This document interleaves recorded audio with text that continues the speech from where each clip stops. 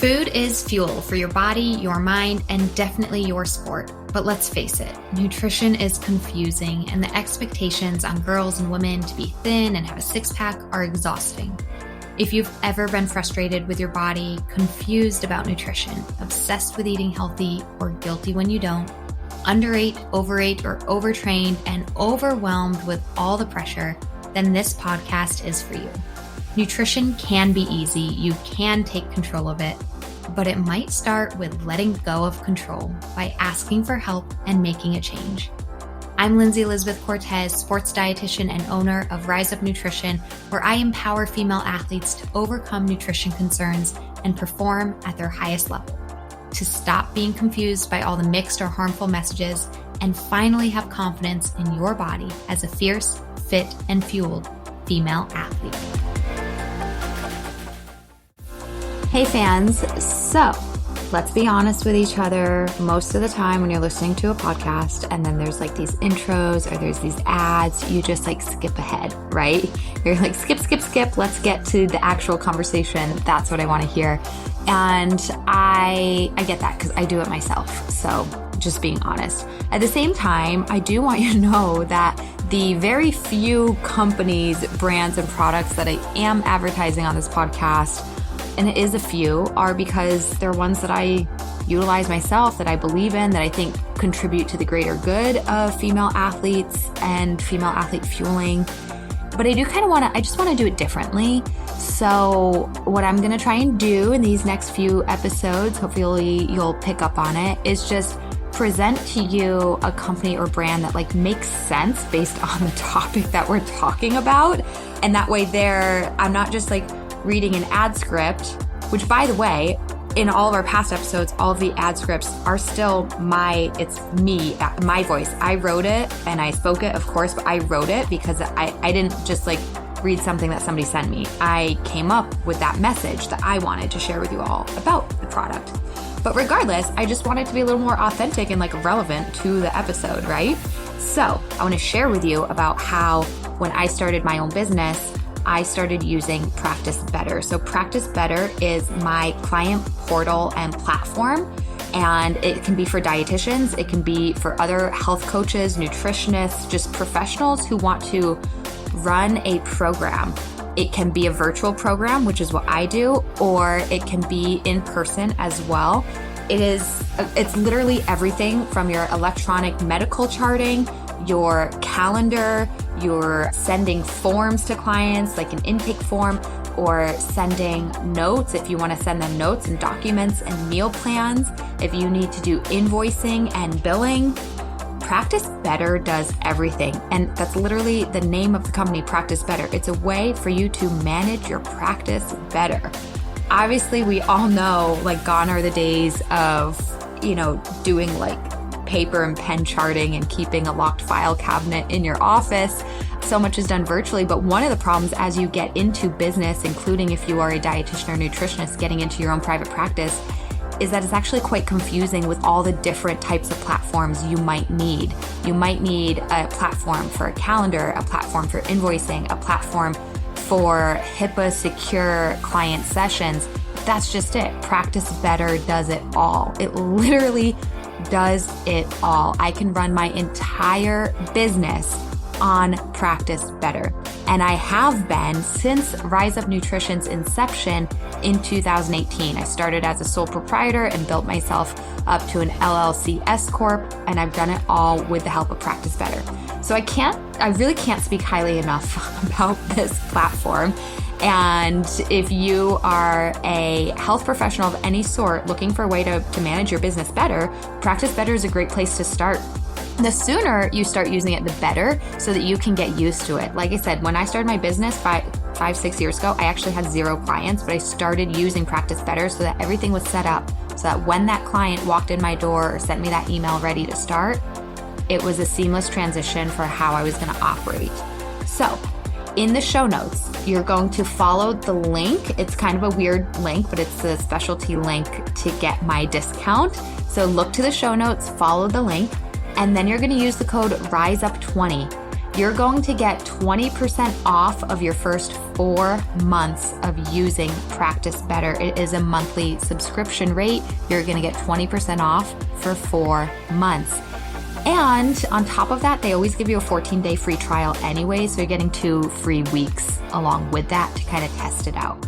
So please follow the link in the show notes. Practice Better, use the code RISEUP20, and I can personally vouch for it being a great place for people to start with your nutrition, health, or coaching business.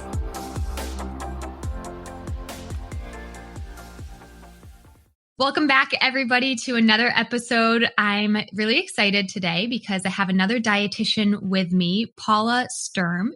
She is a registered dietitian with a focus on functional medicine nutrition, as well as a master level trained neuro-linguistic programmer and a hypnotherapist. Paula's business, Radically Nourished, is located in San Diego, California. She primarily helps individuals work through challenging gut issues, as well as helps women overcome the challenges that hormone imbalances create. She blends science and energy work to bring a creative twist to the healing journey. Paula, welcome to the Female Athlete Nutrition Podcast. Thank you. Thank you for having me. I'm excited to be here. Yeah. So obviously we share an interest in both being dietitians, as well as your practice tends to focus primarily on women, it sounds like. Mm-hmm. Yeah, primarily women. I see some guys too. Yeah, same here. I do help the men as needed, right? They need their help too. There's just sometimes some differences in men and women. And so kind of having that focus can be good, just like some dietitians focus on men's health. Mm-hmm. Exactly. So I was wondering if you could tell us a bit about your career as a dietitian, how that began, and why your love for specializing in the gut specifically. Sure. Yeah. So this is actually a second career for me. I started out as a hairstylist and just kind of got bored with the profession. I outgrew it, and I really wanted to go back and finish my degree. And I had started working out and started eating differently and really realized it was kind of fun and kind of a passion. And I really wanted to explore that a little bit more and actually get educated in it. And so that's when I decided to go back to school originally it was for exercise physiology. And as my first semester, I was in some of those classes and realized that nutrition really had the biggest impact on body changes and your health. Fitness, of course, is important, and it's always we always recommend exercise, but you can't exercise yourself out of a bad diet. So really, you need to eat well. So I switched my major to become a registered dietitian. I really wanted to have that title behind my name. I thought it would help get me a little more credibility, help me get into the door a little bit for other things. And so pursued that path, and then really knew that I wanted to explore more of that functional medicine, or at that point it was more called integrative medicine or, holistic medicine sort of avenue. Really wanted to work on preventing people from getting sick in the first place. It's like, okay, there's got to be things that we can do to help us stay well and not end up in the hospital. Like I saw so many people in the hospital when I was in my internship, and I really felt so helpless because there was so much that we could do before they got to that point. People in the cardiac lab and all of those places where it's like, well, if, we had some changes made prior, there wouldn't be in this situation now. And so it was really, I felt like my hands were tied almost at that point, because then all you're really doing is managing an illness. And I really wanted to manage wellness. And so that's when, after I got my registered dietitian degree and then, got all of the credentials and things set up, that's when I started pursuing, okay, now what do I do next? How do I get trained in functional medicine? And how do I get trained in that aspect of nutrition? And so there wasn't a whole lot out there at that point, because this was about a little over 10 years ago, but I did find some things, and one thing led to another, and ended up getting certified in functional medical nutrition therapy. So that took some time, but well worth it. And it's a constant journey of learning. And I always just feel like every time I learn something new, more I don't know. It's like, oh, now I have even more questions. That's why I have so many books. I was going to say, look at all the books behind you for those who can see this video. Yeah.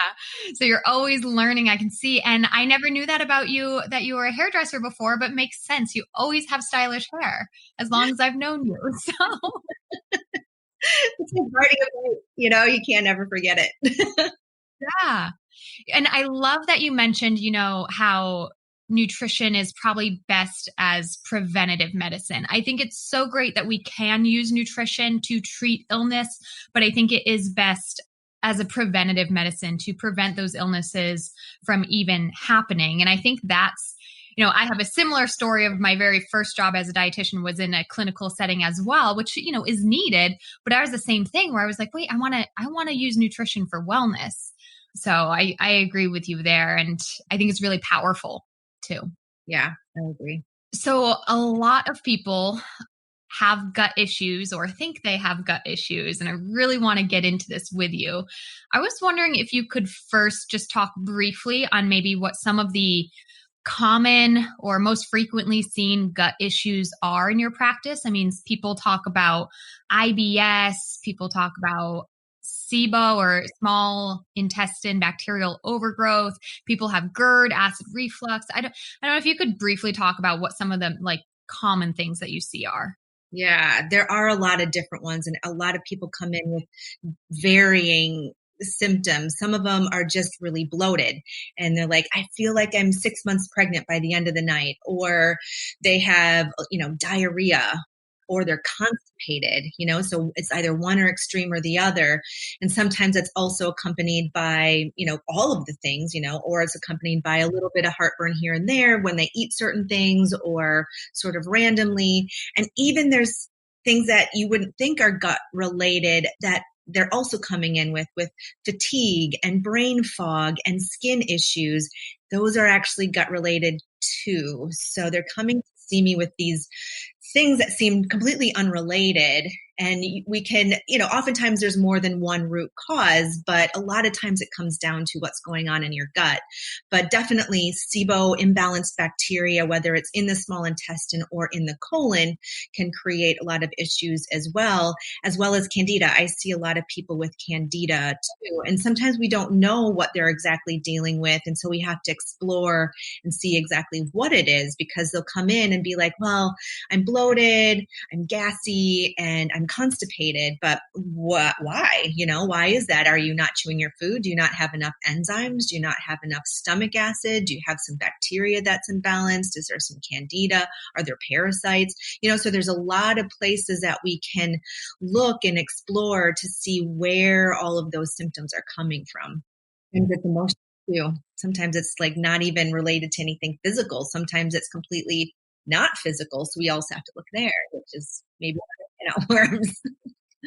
Yeah, I'm going to get into that with you in a moment because I know that you bring a lot of like emotional healing stuff into your practice as well. But before doing so, everything you were just listing, this is what I see, what some of my clients have done on their own, maybe before working with me. When people are experiencing constipation, diarrhea, extreme bloating, this is what I see happen is people are just like, okay, well, let me go gluten-free, cut out lactose and take a probiotic. And they just do these things without a professional necessarily telling them to. And in my space, what I see, and I'd love to hear your input on it, but what I see is that can sometimes do more harm than good because we're not addressing the root problem. We haven't figured out what the root problem is. And then there's this level as well as the fact that your gut actually needs to be fed. And so if you're now not feeding your body nutrition, you're not feeding your gut and you're preventing it from even healing. So can you speak to that side of how people just jump to eliminating and how do you safely approach elimination style diets? Yeah, that's a big one too, because I think a lot of people think that because there's so much available over the counter and there's so much information that people have access to, but they're not able to apply it to exactly what's going on with them. And so whatever they read, they apply that, and maybe it's not the exact information they need for themselves. And so they are doing themselves a lot of harm because they don't know exactly what the reason is for their symptoms. And so then they're just sort of medicating, if you will, for something they don't even know what they're medicating for. I mean, you have to have a reason for doing what it is you're doing. And if you don't know the exact reason or don't have the idea what the reason is, yeah, you could certainly be doing harm. And then a lot of times what people will do is people have gut issues for years and years and years before they ever go get help for it. Like a long time, people have IBS for like 10 years before they ever see somebody to get help. In the meantime, they've been self-medicating or self-dieting or self-eliminating things and self-supplementing without any rhyme or reason, and they're definitely getting themselves in a hole. And so then by the time they come to see me, they're eating 5 foods. Like, well, now I can only eat this and I can only eat this and I can only eat this. Well, yeah, of course, because you just, you didn't get to the root of what was going on. Things got worse progressively. Then you started cutting out things that then, the things that you're cutting out were feeding some good bacteria also, which now are all gone because now they have had no food, and now all the bad things start taking over, and it just gets worse and worse and worse with the more things they attempt to do. So you have to be really strategic about what you do. So what I generally recommend, and it's not to say that you can't eliminate gluten and dairy, and those two things are often find to be problems with people, but you want to go for sure, or at least give it a trial. So when somebody comes to see me, I do recommend doing an elimination diet while we're waiting for test results, which does include the major food sensitivities like soy, gluten, dairy, peanuts, some other things, sometimes eggs, sometimes not. I try to eliminate as few things as possible just to make sure that we're getting a lot of nutrition, making sure that we're making up for what we're missing. Is there still enough fiber? People mistakenly take out too much fiber from their diet. Sometimes it is appropriate to remove or eliminate or reduce the amount of fiber for a period of time while you're working on changing that balance of gut bacteria, but you always have to get those things back in. Otherwise, you're never going to fix the problem. A lot of people remain on what, I don't know, maybe a lot of people listening, maybe not, but there's a common diet out there right now called FODMAPs, which is a very therapeutic diet, and it can be beneficial for periods of time, but people end up on it for years and then they struggle. They're on it for years. They're not getting the results or the relief that they need, that at first they did, and then they don't. And then all of a sudden it's almost impossible for them to reintroduce foods. And we have to be really careful and gentle about reintroducing things. So because you need to get those foods back into your diet. So it can be a slippery slope when you start doing things on your own. Yeah, it sounds like it. So I think I would want to have, if me personally, if I were going through that, I would definitely want to have guidance and some oversight, because it sounds like what you're saying is the process of elimination. We're not just cutting out food. You need to make sure that you are still feeding your gut. And the purpose for cutting out certain foods is to figure out what the root cause is and then work to overcome that and work to fix that root problem. And then you're also saying that most times you're not supposed to be necessarily being on these restrictive or elimination style diets for long periods of time. You're supposed to reintroduce foods. You're supposed to be able to eat. That client that you mentioned who was like, oh, I'm only eating 5 things now. Like, that's not healthy. That's not the right way to do it. Yeah. The goal is always to reintroduce and see where that tipping point is. It's like, okay, well, we suspect eggs may be an issue, so let's remove them for a little while, but let's see if we can try and reintroduce them at some point, because maybe your body's healed a little bit. Your digestive tract is in a better place where it can handle some of those things. We want to expose our body to a little bit of like insults, some things that maybe give your body a little bit of a challenge. That's exactly what an antioxidant is. It's a little bit of poison, if you will. So your body has to create a little bit of a response so it can up level. We want our body to be able to handle things. We don't want to make our bodies so incapable of handling fibers and handling lectins, and people are removing things because we think that they're bad. But no, they do also serve a purpose. Maybe for a period of time they are harmful for you, but we want to challenge your body to be able to handle it. Now, there may be some things that you can't add back in. Maybe gluten is one of those things, and it often is one of the most challenging things to add back in. And so maybe there are some things that we have to leave out. But if there's 5 foods that we leave out instead of 5 foods that we're eating, that's way different, because we want to have as many foods and as much variety, because that variety is what dictates what our microbiome looks like, what that gut bacteria looks like. And when we're eating the same things day in and day out, and a lot of people just get into this habit in general because we're busy and we're just get sort of in ruts of food eating. And so our microbiome starts to shrink and the diversity of the gut bugs start to shrink. And the more diversity we have in our gut, the better, the healthier we are, the more resilient we are. And that's what we're trying to do, is build up that resilience, because we can handle the more things that we can handle. We want to be able to go out in the world, come across microorganisms, and our body can handle it. We don't want to live in bubbles. We don't want to live isolated from things and protected too much from things. We want to get in the dirt. It's because we're not in that dirt anymore is why we're in the state we're in. Oh, I love this. And I think for those listeners who do struggle with underfueling or red S or disordered eating, which are topics I speak of often, I think what you're saying hits on this perfectly, which is if you're not eating enough, if you're underfueling, your diversity of ingredients is so limited that your gut doesn't have the opportunity to be strong. And so it's not. And so then you're feeling like, well, I can't tolerate these foods. And that just perpetuates the cycle of underfueling and red S and disordered eating.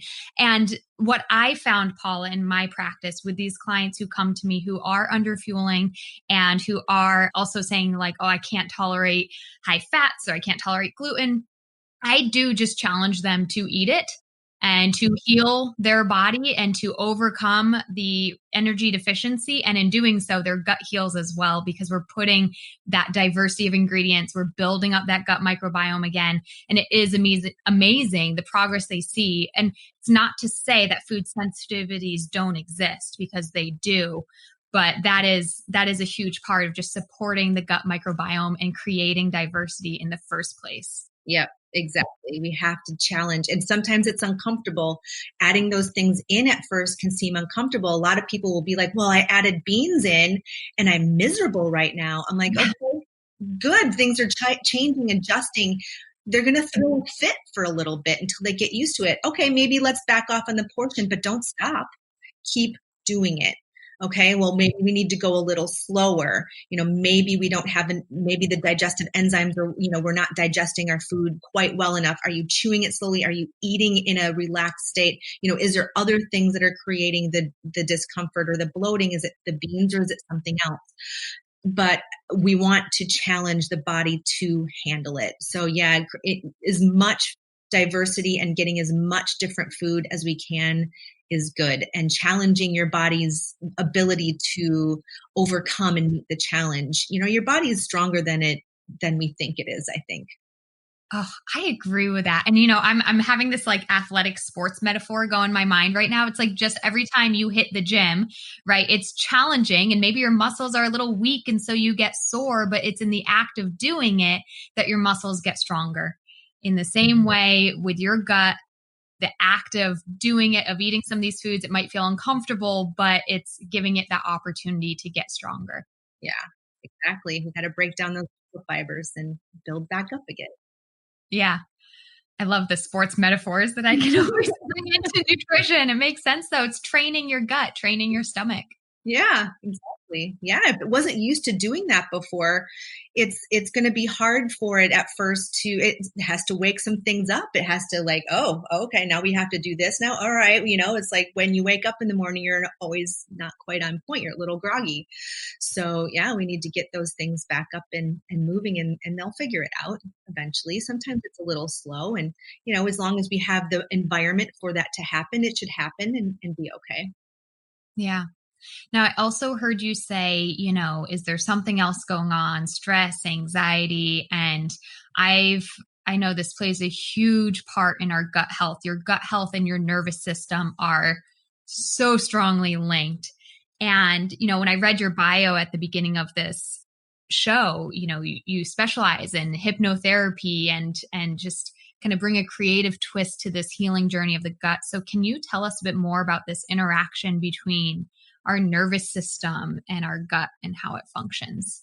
Yeah, well, your gut's hugely innervated. Lots of little nerves are just entangled amongst all of that, minutia in our gut. Everything has nerve endings to it, and that directly goes up into your brain through that vagus nerve, and it's quick, so lots of things can irritate that nerve either from your gut or from your brain. So it can go both ways. So, if we have gut issues, it can create things in our minds. We could have brain fog or anxiety or depression because the things going on in our gut are creating it, or the anxiety and depression are creating what's going on in our gut. So if we're chronically in a stress state, and stress, we need some stress. We need to have, a little bit of stress is good. We need to have some of that because that's, again, how our body builds resilience. But when we have chronic insults where our body's just constantly under pressure, either from work or from the thoughts going on in our head, or just from the emotions we're feeling, or from relationships we're in, constantly not having that ability to relax and take that edge off. And when our adrenal glands start kicking in, that can really have an impact on how your body digests food. When you're under that state, your body is not in a state of digestion. It's in a state of fight or flight, or fleeing or staying still, or it freezes. It either freezes and doesn't do anything. And then that's when a lot of people get constipation, because literally everything locks down. Oh, yeah. So it's like, oh my God, I can't move. Nothing's going to move. Your thoughts aren't going to move. You're not going to be able to talk. Your digestion is going to stop. And so that's, I often see that. Or if somebody's constantly just anxious and they're like running around and, there's like that frenetic energy, a lot of times those people have diarrhea, like everything's moving way too fast. And so those nerves are overfiring and things are just trying to eliminate at that point. And also in that state, your body is less likely to produce the acid it needs to digest or the enzymes that it needs to digest. Slowly, those things start decreasing and decreasing. And then what's happening is then when we don't have enough acid in our stomach, then we can't digest our protein well. And then that leaves undigested proteins to come into our GI tract, which leaves it as food for bad bacteria to eat. And then it starts proliferating the growth of those things, or we're not able to kill off some of the bacteria that we inadvertently eat in our food. And so then that manifests and gets down into the GI tract where it's not supposed to be. Our bodies should have been able to kill it either in our mouth through our saliva or through the stomach acid before it got through. So all of those things start to decrease. And even when we're stressed, we don't make enough saliva. And so that's where we start digestion is there. And so if we have a dry mouth and we're not starting that carbohydrate digestion, so many things can go wrong under stress. We start to eat fast, and eating while you're watching TV can be stressful. If you're watching a stressful show, you're not paying attention to what you're doing when you're eating, and you just start eating and you're like, oh my God, you're like really nervous about a movie. And then that's going to slow down your eating or your digestion. And even just that, sometimes, I have done it. I've eaten and watched a crazy show, and I've finished eating bloated and felt awful. Like I just like totally messed up digestion just because I was watched a crazy show while I was eating. Oh my gosh, it's so crazy. I think that our listeners are going to have to listen to this episode twice because you just dropped so much knowledge about everything. And when you really think about the digestive system as like starting in your mouth, right? Those enzymes in your mouth, and then all the way through and it's like a long process, which is a bit overwhelming to say. There's, a lot of room for error, a lot of things that can go wrong. But I think what you're highlighting right here is just really being mindful of how we are eating, what our mood is. Do we need to slow down? That's definitely something I teach with my clients too, is like mindful eating without distractions. And, I work with a lot of athletes who are so busy. I mean, lots of people are busy. Let's face it. Life is busy, but, athletes as well. It's like eating literally on the go or on the run, or squeezing in like just a shake once they finish their workout, hit the gym, then they got to get to work or whatever it is. And it's like that eating on the go, it's better than not eating, but finding more ways to slow down that process, or to bring mindful and bring like, just slow it down and relax is actually going to help you digest better. Yeah, absolutely. Yeah, I recommend people, I ask them about their eating habits, and then I'm like, okay, well, can you set your fork down between bites just like to make you slow down, because then you'll have to pick it up again. So it just is an automatic way to make you slow down eating, is by just setting your fork down. Easy trick, to slow that down. And that could be the one thing that's preventing you from digesting and feeling like you have a healthy digestive system going on, is just by eating too fast. That could be the thing. Yeah. Isn't that crazy? I'm actually working on that with one of my clients right now. And since I have the expert on the show right now, she eats really fast, chews a lot of gum, drinks carbonated beverages.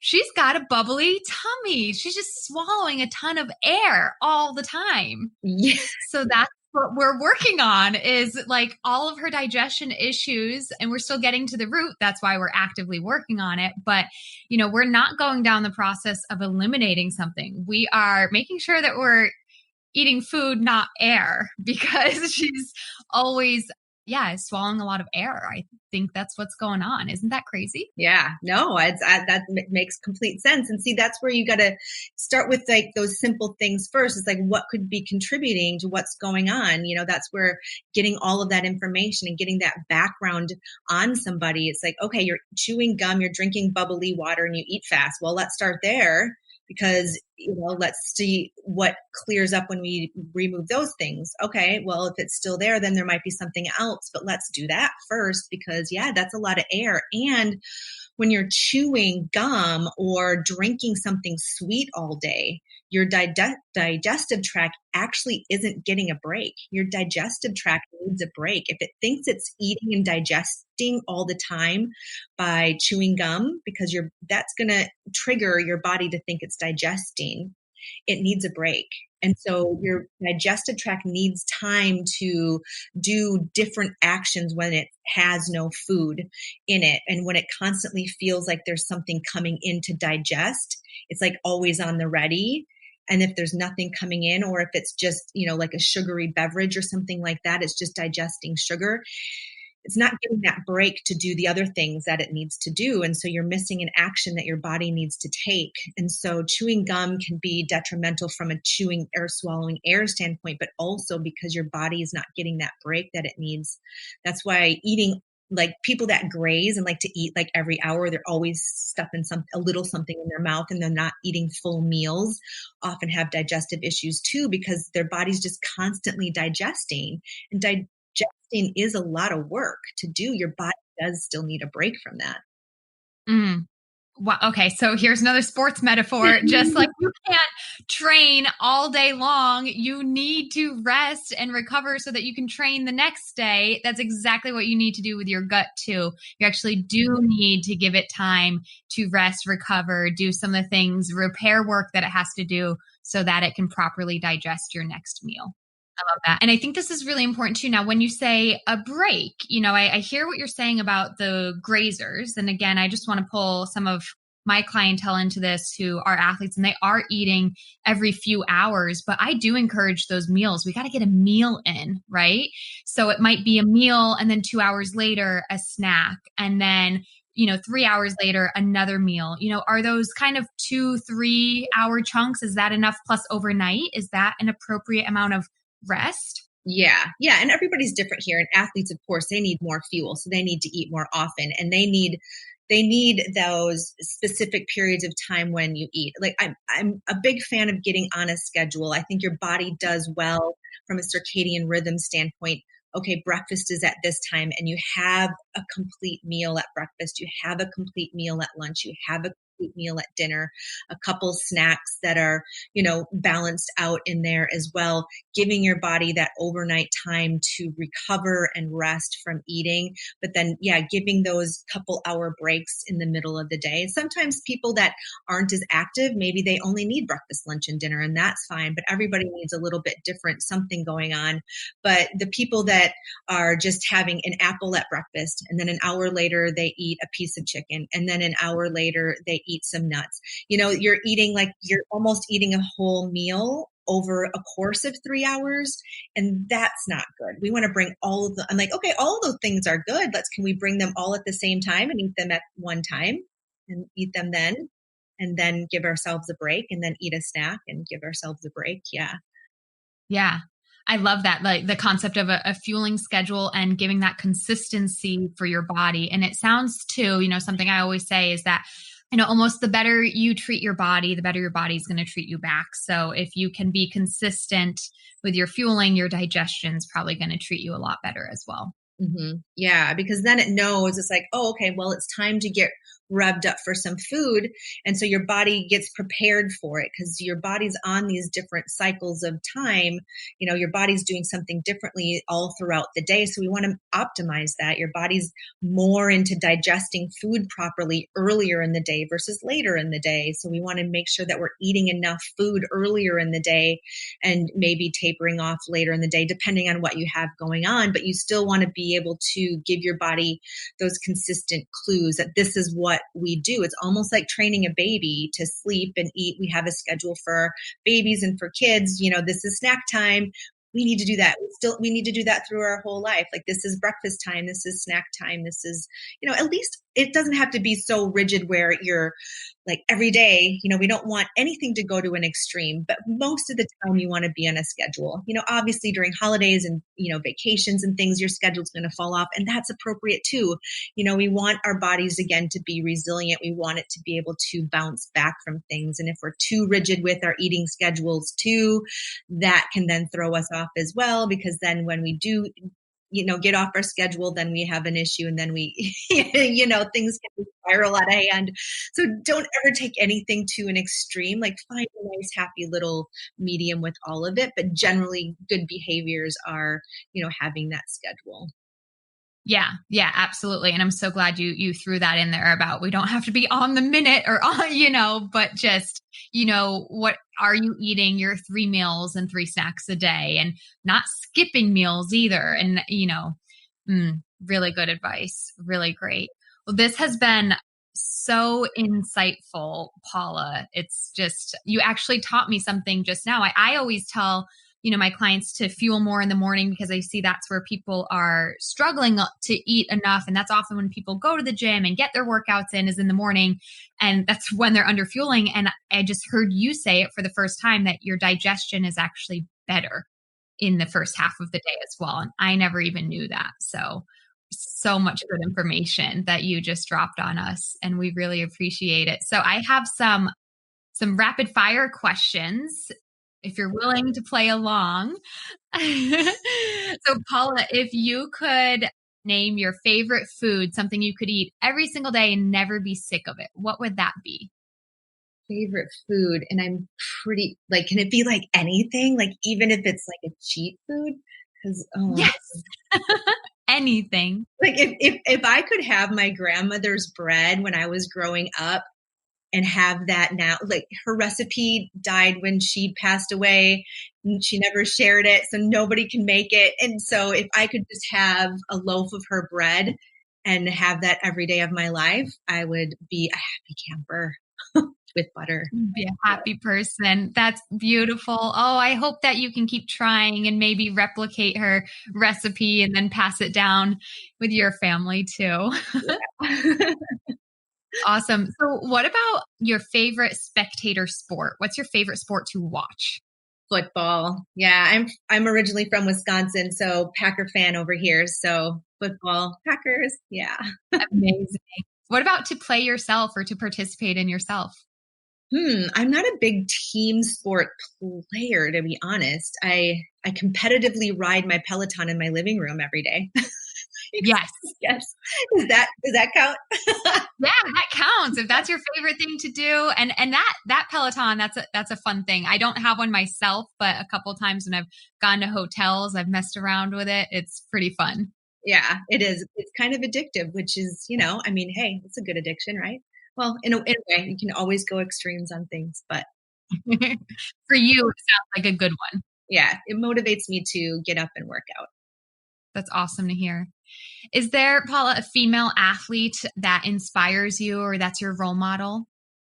Female athlete that inspires me. Well, just speaking of my Peloton, because I don't follow a ton of athletes, although I really love gymnastics, but I haven't, the Olympics that were supposed to be on, I was really bummed that they canceled or delayed that. But I really love like gymnastic athletes. I think they're really powerful. But just my Peloton, there's a couple instructors. Robin Arzon is one of them, who is just she's so passionate and she's so gung ho, and she comes up with the best sayings. I like really want to have my phone like recording some of her motivational statements, just because she's just such a powerhouse, and I just love her energy. So she's fantastic, and I love her. So and she's definitely an athlete. So I'm going to say her. That's awesome. It's so good and she's somebody you can, every day have in your life with the Peloton and have her motivate you every day. That's amazing. So our final question is, like I said, you've dropped so much knowledge on us today. If you could give our listeners, one piece of advice or something that they can take action on to, whether it's improve their health from, gut health, holistic health, or even more of that emotional side of things, the nervous system, what's one piece of advice that listeners can maybe take action on today that will make an improvement? Yeah, picking one. Let's see. I guess the first thing that comes to mind is paying attention and being aware. I think we get really absent-minded and are so busy go doing our things, our to-do list, that we aren't paying attention to the things that our bodies need. And our bodies are giving us signs and giving us signals all the time, and we override them. And that's when we get into bigger problems, because your body gets louder and louder and louder when you don't do what it wants you to do. If you're not listening, it's going to get louder and the symptoms are going to get worse. So if you can just check in with your body in the morning, check in with your body at night, and ask, like, what am I feeling? What do I need? What's this trying to tell me? Sometimes if we can just have that awareness and then take the action on what our body is saying or what we're intuitively getting. Our bodies are smart. We are smart. If we just listen and just take what the messages that we're given and act on those, I think we would be in a better place, instead of just disregarding things and putting things off and not listening to what our bodies need. Does our bodies need a nap? Do our bodies need fuel? Do we need more water? Do we need more vegetables? Do we need to slow down? Do we need to take a break? And honestly listening, I think, and that can be the challenge also, is, can we do that without feeling guilty too? Yeah, it's so amazing. Just listen to your body, be mindful. It's really smart. I think what you told us today too, so many people struggle with their gut, but what I'm hearing from you is your gut knows what it's doing. So we just need to create the environment to let it do its thing. Your gut knows how to heal. Your gut, your gut is just like any other muscle in your body. You got to train it. And so this was so helpful. I know it's going to help so many people. Paula, thank you so much. Again, this is Paula Sturm. She's the owner and dietitian at Radically Nourished. And we can find you on Instagram at radically_nourished or www.radicallynourished.com. And all of that information will be included in the show notes. So thank you again, Paula, for joining. My pleasure. It was great talking to you. This was so much fun. Yeah. Well, everybody, thanks for listening. I really hope you enjoyed that episode. And if you did, if you are a true fan of female athlete nutrition, then I would love if you could support our podcast by spreading the word. Share a review on your listening channel. Give us 5 stars. It really helps get the word out and get the show more views to positively impact others. Also, you can support the podcast by joining our Patreon. Head to patreon.com/femaleathletenutrition to consider a donation, or even better, join our membership where you get extra monthly content and perks. We don't want you to simply listen alone. We want you to be a part of a community and a movement of fierce, fit, and fueled female athletes. So patreon.com/femaleathletenutrition is where you can do exactly that, learn more, and join. A huge thanks to our affiliates and partners as well. Once again, Prevenix, Inside Tracker, Orgain, Practice Better, Jen and Carrie. Please go check them out, and their links in the show notes where you can get deals and discounts. Last, be sure that you do more than just listen. If you need help with fueling, it's time to take action. head to my website to learn more. You can either book a free call with me to learn more about our coaching programs and how we can work directly with you, whether it's the fast track or otherwise. Or you can take our online self-study course, Female Athlete Nutrition. You can literally sign up and gain access right now. You can explore our downloadable products, including the Red S Recovery Guide, High Iron Fueling Guide. Or if you are a coach of a team, check out our brand new Coaches Toolkit for teams. You can also just learn more. We have a blog, a Red S quiz to see if Red S is affecting you. If you need help, I want you to get help fast. Too many girls and athletes struggle with nutrition, but you don't have to any longer. You can rise up with the power of nutrition, take action today in any of these avenues, and become fierce, fit, and fueled. Links in the show notes, and we'll see you next time.